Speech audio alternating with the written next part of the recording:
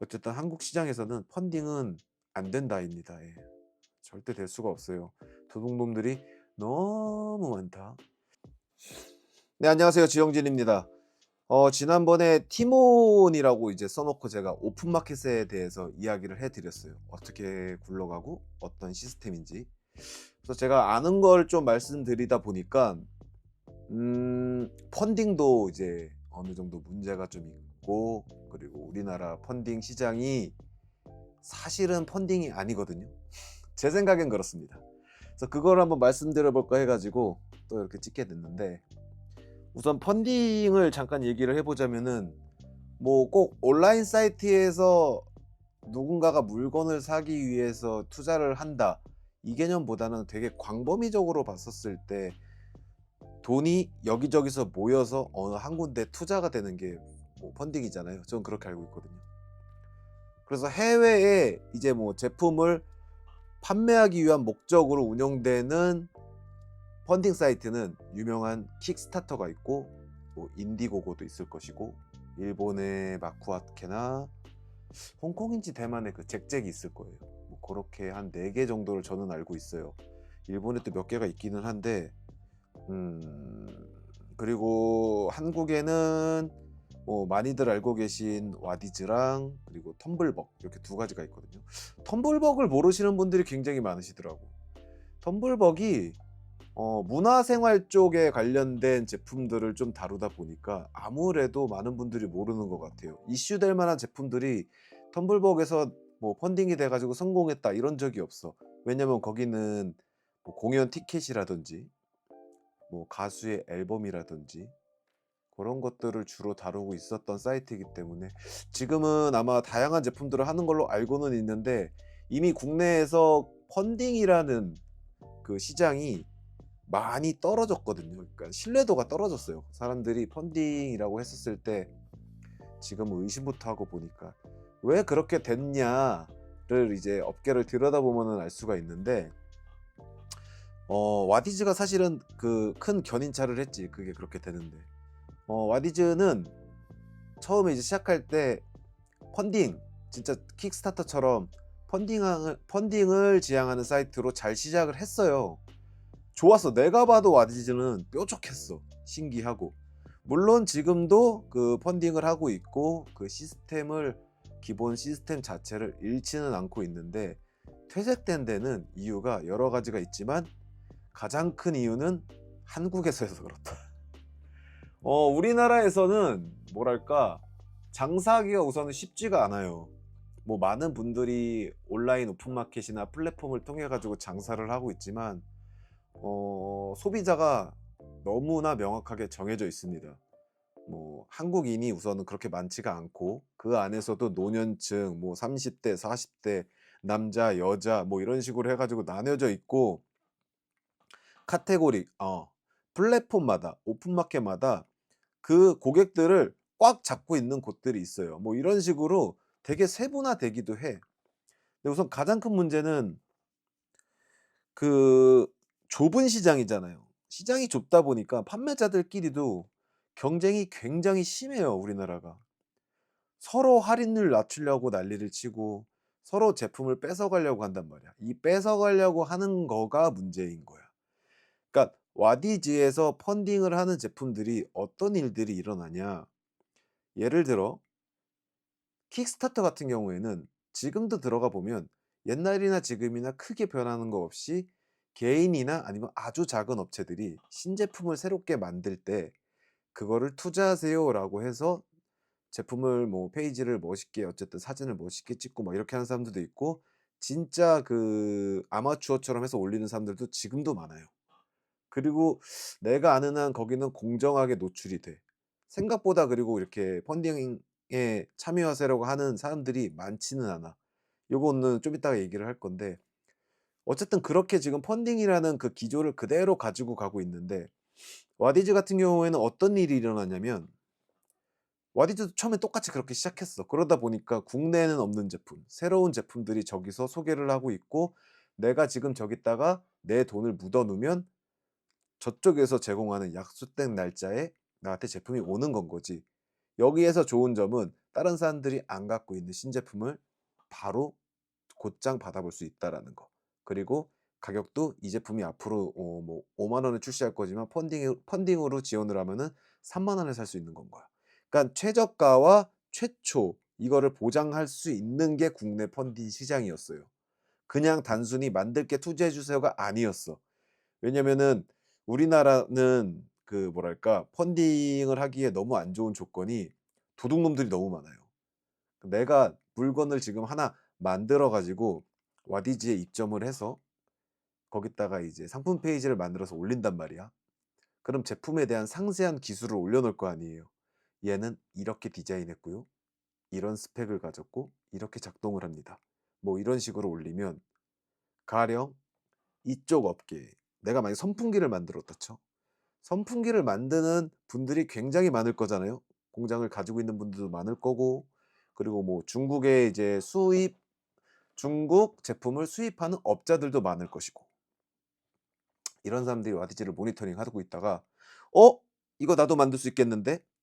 이거 중국 심천 공장 가면은 비슷한 거 찾을 수 있겠는데? 어 이거 얘네 분명히 이거 어디 공장에다 맡길 텐데 이 공장을 찾아 가지고 샘플 만들어 온 걸 가져올까?' 이게 와디즈에 노출되는 순간 1 시간 안에 다 일어날 수 있어요 정말. 내가 만약에 이 리모컨을 만들어 가지고 와디즈에 올려서 노출을 딱 시작했다. 어떤 업체는 1 시간 내로 제가 지금 이거 만든 공장을 찾아내요. 아까 말씀드렸지만 이거를 지금 제가 뭐랄까 이미 만들어 놓은 상태에서 시작을 와디즈에 하면 이미 이거 재고를 내가 갖고 있다는 소리가 되잖아.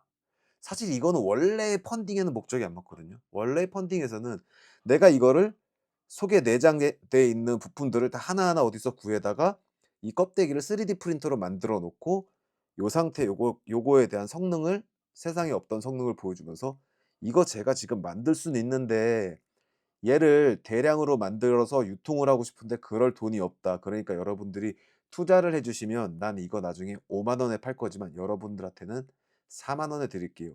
그러니까 4만 원 투자해 주세요." 그래서 실제로 어마어마한 금액을 펀딩을 받게 되면 이 사람은 어떻게 할까? 나는 이거 3D 프린터로 샘플을 만들었었지만 이제 금형을 파겠죠, 껍데기를. 껍데기 금형을 팔 거야. 금형비가 굉장히 비싸거든. 금형을 팔 거고 그럼 금형을 파는 공장을 알아볼 거 아니에요. 공장에서 금형을 판 걸 가지고 이거를 이제 대량으로 생산해 줄 수 있는 공장을 찾을 거란 말이야. 애초에 공장에서 금형도 파 주고 하는 그 하나로 다 되는 공장도 있을 거예요. 근데 그런 공장들을 찾아야 되는데 이럴 때 생산 단가를 낮춰 줘야 내가 나중에 판매를 할 때 이득을 볼 거 아니에요, 하나 팔 때마다. 근데 이걸 한국 공장에서 만들면 비싸요. 어쩔 수가 없어요. 중국 공장은 싸단 말이야. 그러니까 보통은 내가 투자를 받았으면 그 돈 가지고 중국 공장으로 들고 가요, 돈이랑 이 샘플을 가지고. 그래서 중국 공장에다 이제 이거를 대량으로 만들어 달라고 돈을 주고 의뢰를 하는 거야. 그럼 공장에서 만들어 줘, 똑같이. 잘 만들어 주는데 문제는 뭐냐면 그 공장이 있는 곳이 보통은 다 심천이란 곳인데 거기가 공장 단지가 어마어마하대요. 그 여의도 몇 배래. 자 그럼 A라는 공장에다 부탁을 했어. 그러면 주변에 있는 공장 사람들이 모르겠냐고. 다 알아요. 이게 비밀 서약을 해도 유지가 안 된대 공장에서 중국에서는. 그러다 보니까 이거를 그래서 나는 이제 제조를 들어가는 최초의 펀딩 목적이라는 그 펀딩 목적에 맞게 만들어진 제품이란 가정하에는 그렇게 했었을 때 자 이제 펀딩이 끝나고 물건을 보내려고 할 때 여기서 우리나라 도둑놈들이 들어가. 펀딩을 하고 있을 때 그 공장을 찾아내요. 만약에 이렇게 제조를 끝나기 전에 이제 배송되기 전에 쏙 빼와서 이 사람도 이제 이거를 펀딩 끝났으니까 다들 보내주고 이제 이걸 유통을 할 거 아니야. 근데 유통하는 곳도 찾아봐야 되든지 아니면 유통을 이미 하고 있었다든지 한다면 쉬울 텐데 고 틈새에서 도둑놈들이 가 가지고 요걸 빼와서 요거를 이제 비슷한 공장에다 그냥 맡겨 가지고 여기다 로고가 뭐 예를 들어 삼성이 달려 있던 걸 애플로 바꾼 다음에 팔아 버린다니까 가격 더 싸게 해 가지고. 그러니까 애초에 나는 이거 단독으로 만들었기 때문에 얘에 대한 마진율을 한 50% 정도 가져가도 아무도 뭐라고 할 사람이 없었었어. 근데 이거를 도둑놈들이 가져가 가지고 애초에 나는 50% 남겼던 걸 걔들은 그냥 30% 20% 남기고 팔아 버리는 거야. 그럼 나는 똑같은 제품인데 20% 비싸게 받는 도둑놈이 돼 버려요 오히려 창작자가 나중에는. 이런 경우가 발생을 하고요. 또 다른 경우는 뭐냐면 내가 돈도 있고 해서 다 만들어 놓을 수 있는 능력이 있는 건 거야. 어떤 이제 제조사였던 건 거지. 난 원래 리모컨을 쭉 만들던 사람인데 새로운 리모컨을 만들었어. 근데 이거를 펀딩을 통해 가지고 소개를 해서 한번 빵 터트리고 시작하고 싶어. 그래서 펀딩에 들어갔어. 소개를 막 했어. 제품을 또 어디서 만들어요? 중국에서 만들잖아요. 이때 또 도둑놈들이 들어갑니다. 도둑놈들이 들어가 가지고 중국 공장에 있는 샘플을 빼다가 이번엔 더해. 이게 펀딩이 끝나기도 전에 다른 플랫폼에 이 제품을 싹 풀어 버려요. 택을 갈든지 아니면 택이 있는 거 그대로. "어디서 났어?"라고 뭐 해 봐야 소용이 없어요, 이건 우리나라 안에선. 왜냐면 중국에 있는 걸 가져왔기 때문에. 그리고 이거를 중국에서 그냥 해외 직구로 쏘는 경우도 있어요. 뭐 이런 상황이 너무 많이 발생하고 있어서 우리나라 안에서는 펀딩이라는 것 자체가 성립이 될 수가 없어요. 특히나 우리나라 제조사들이 그래서 물건을 못 만들어. 만들면 도둑놈들이 가져가. 도둑놈은 누구냐면은 제품을 유통하는 작은 그 벤더사라고 하는데 그런 애들이 그렇게 해요. 걔네들이 뭐 직접 하는 것도 아니야. 중국 직원들 한 명씩 뽑아 놔. 그리고서는 걔한테 "야 심천에 공장 지구에다 한번 연락해 봐." 그 수입업자들이랑 그런 벤더 업자들이 수시로 중국을 가거든요, 출장을. 그 뭐냐면은 그쪽에 이제 공장 사람들 인맥 뚫고 하러 가는 거야. 그래서 나중에 이제 그런 거 봤었을 때 그쪽에다가 의뢰해서 뭐 자기네 제품을 만들 때도 도움을 받지만 그렇게 펀딩하는 제품들을 빠르게 자기들이 카피해서 만들 때도 쓰기도 해요. 그러다 보니까 펀딩으로 만들어진 새로운 제품이 결국에는 정말 쪼끔의 시간만 흐르고 나도 새로운 제품이 아니게 돼 버려요. 사람들이 봐도 흥도 없는. 그러니까 국내 펀딩 시장 자체가 돌아갈 수가 없는 건 거예요. 제품을 개발하고 만드는 사람들이 안 한다니까.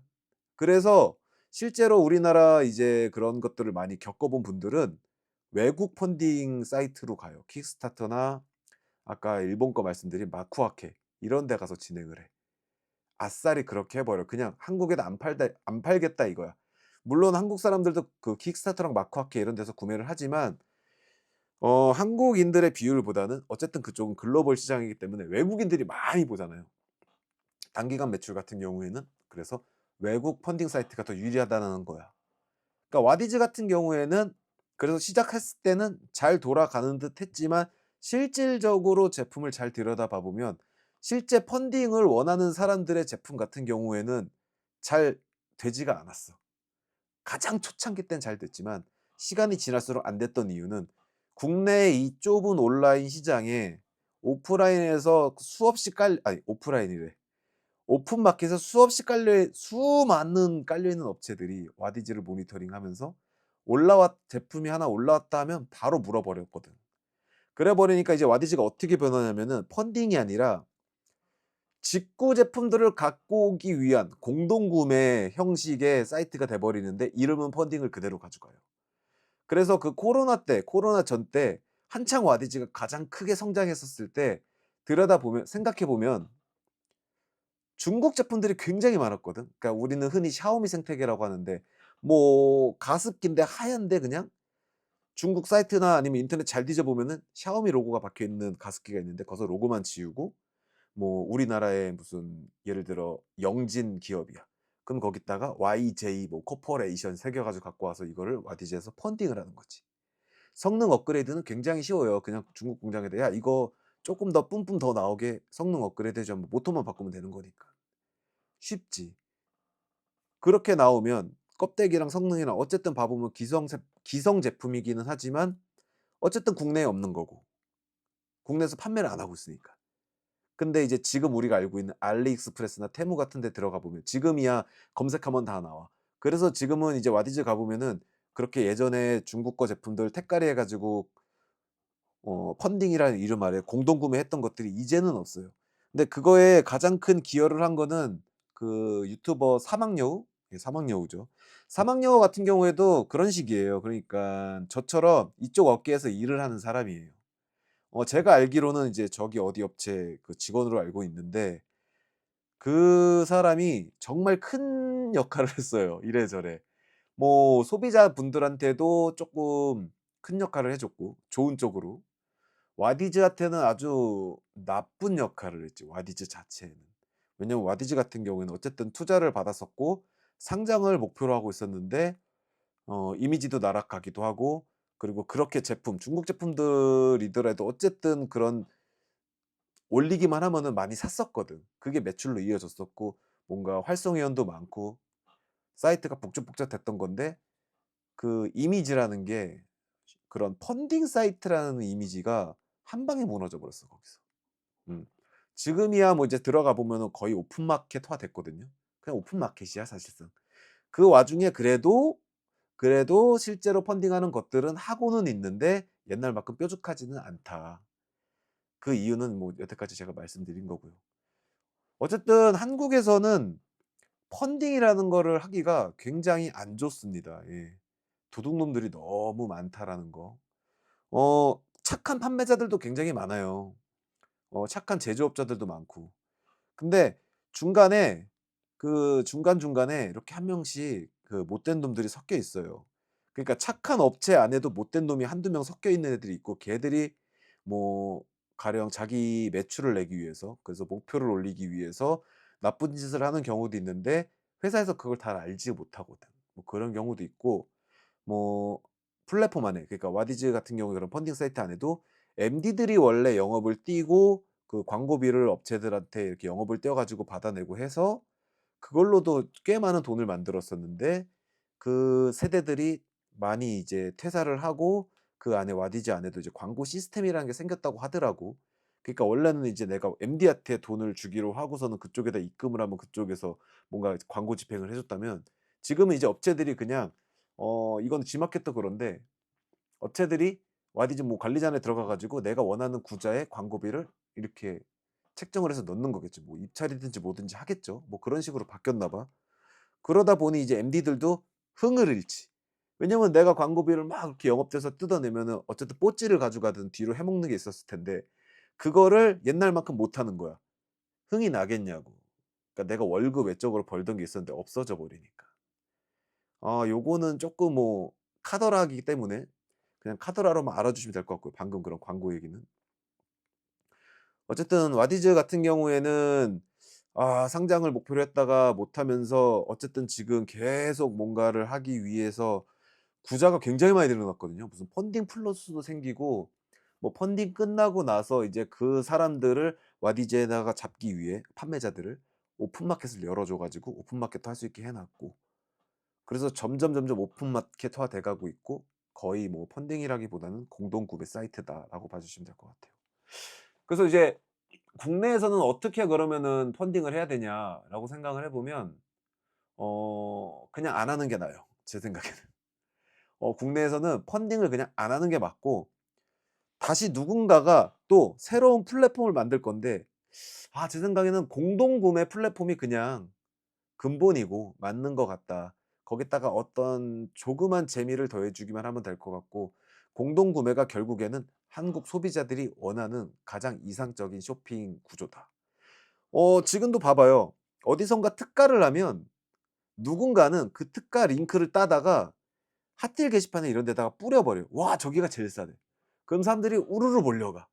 그리고 우리들은 지금도 가격 검색할 때 어떻게 해요? 네이버에다가 쳐 보잖아요. 네이버에다가 어디선가 마음에 드는 제품을 봤다면 그거에 대한 정보를 우선은 네이버에 쳐 봐. 왜? 가격이 좀 더 싼 데가 있나 찾아본단 말이야. 근데 판매자들 같은 경우에 그렇게 해 가지고 가격을 경쟁하면서 낮추다 보면은 마진율이 적어지다 보니까 결국에는 그 티모니아 이런 데처럼 뭐 쿠폰 사태, 마진율 낮추다 보면은 막 괴로워지는 거거든. 판매자들도 괴로워져요. 서로 괴로워지는 단계가 돼 버려. 소비자만 기쁘기는 한데 어쨌든 기업이랑 판매자들은 어딘가에다 소비자들을 묶어 놓고서는 두드려 패고 싶잖아. 사라고, 사라고 하고 싶은데 그거를 못 하고 있다고 지금. 그러니까 플랫폼이 하나가 더 생겨야 돼요, 제가 봤을 때는. 그랬을 때 가장 좋은 시스템은 공구다. 그냥 뭐 50명 모이면은 "이거 어쨌든 뭘 해도 최저가로 드릴게." 그럼 판매자 같은 경우에는 어쨌든 대놓고 내가 지금 한 방에 왕창 물건을 뺄 수 있다라는 건 거야.